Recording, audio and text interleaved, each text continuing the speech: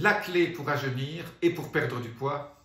Aujourd'hui, je vous donne une procédure, un rituel qui va vous aider à paraître plus jeune et à perdre du poids. Restez avec moi jusqu'à la fin.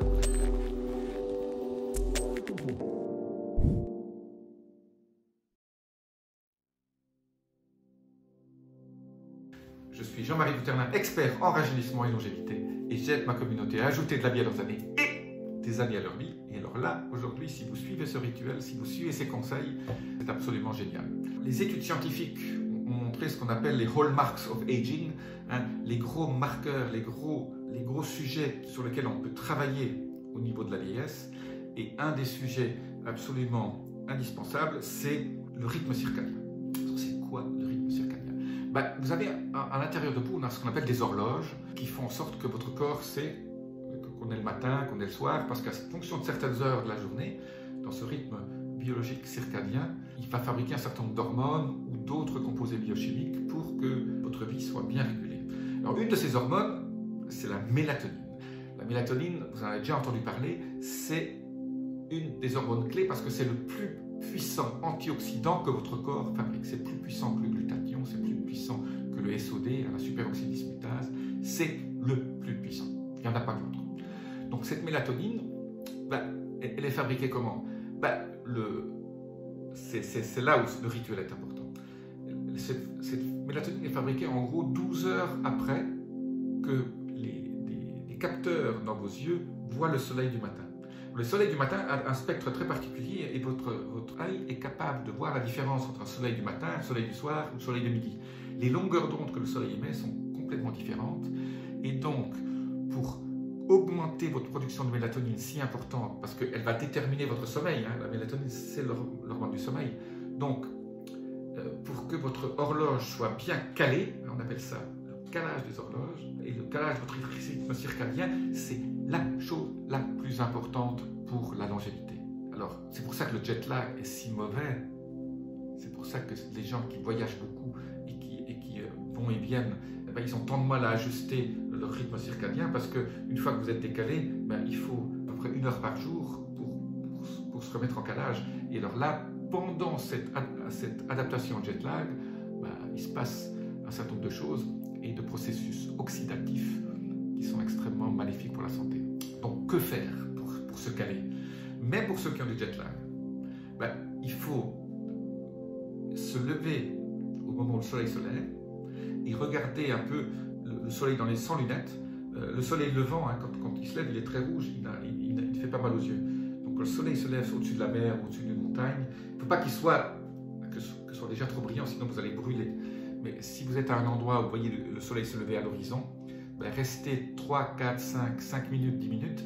Si vous pouvez rester, en plus parce que vous avez des capteurs aussi sur le ventre, il y a des capteurs sous la peau qui sont sensibles aux longueurs d'onde parce que votre microbiome aussi a besoin de savoir qu'on est le matin pour commencer à fabriquer un certain nombre d'hormones. Vous savez très bien que le microbiome fabrique plus d'hormones et de neurotransmetteurs que votre cerveau, c'est le deuxième cerveau, et ce microbiome a besoin aussi de se caler.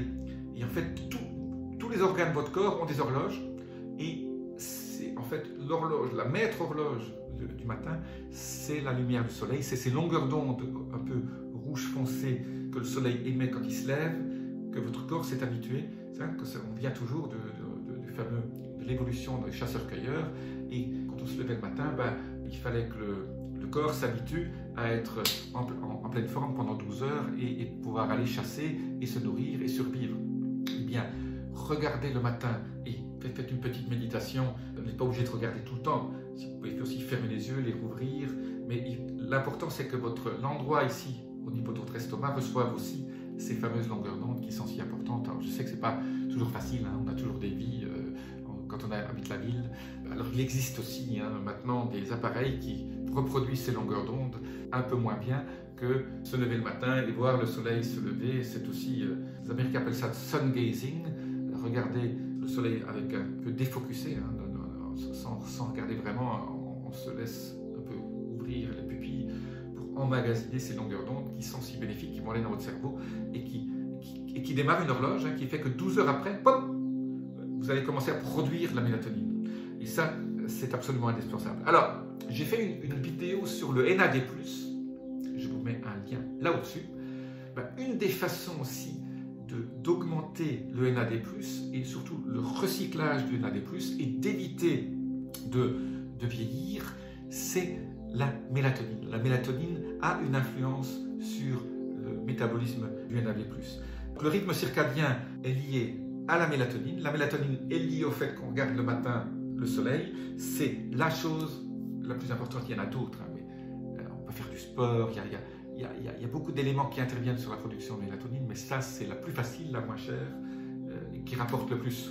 Ce qui est très important, ce qui est vraiment très important au niveau de votre rythme circadien, c'est de faire en sorte que vous vous couchiez aussi toujours à la même heure. Parce que quand vous produisez la mélatonine, si après vous n'allez pas vous coucher et cette mélatonine est produite pour vous induire dans votre sommeil, avoir un sommeil profond important, si vous avez un bon sommeil profond, là aussi vous allez rajeunir et vous allez perdre du poids. C'est là où ça intervient.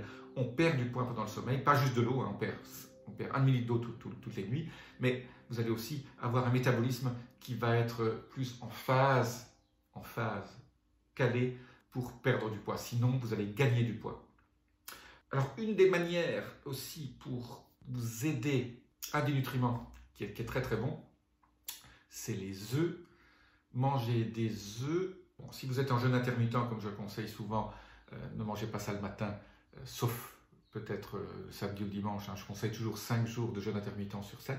Les œufs, alors, une chose très importante, un petit conseil supplémentaire pour ceux qui sont restés jusqu'à la fin, c'est de manger les œufs toujours peu cuits. Il faut toujours qu'ils soient, soit vous les mettez en des œufs mollets, et il faut que le jaune soit toujours coulant. Une fois que le jaune est dur, les œufs durs ne sont pas super bons parce que vous perdez déjà beaucoup de nutriments. Dans les œufs, il y a beaucoup de vitamine B et il y a beaucoup de minéraux qui font en sorte aussi que votre NAD et votre mélatonine, tout ça, s'améliore. Voilà, le soleil du matin quand il se lève, pas quand il est déjà très haut, hein, sinon vous allez brûler vos yeux, et sans lunettes de soleil. Laissez-moi vos commentaires, dites-moi si vous avez accès à un soleil qui se lève le matin au-dessus. Même quand on habite des grandes villes, hein, il faut se mettre à un endroit, ou alors vous allez dans un parc, hein, c'est peut-être pas chez vous, il faut peut-être faire tourner autour. Hein, mais voir le soleil du matin, c'est un des rituels qui sont absolument géniaux. C'est pour ça que quand les marins qui sont dans la mer, quand ils se lèvent le matin et qu'ils voient le soleil à l'horizon, c'est absolument génial au niveau de la santé. À très bientôt. Namasté.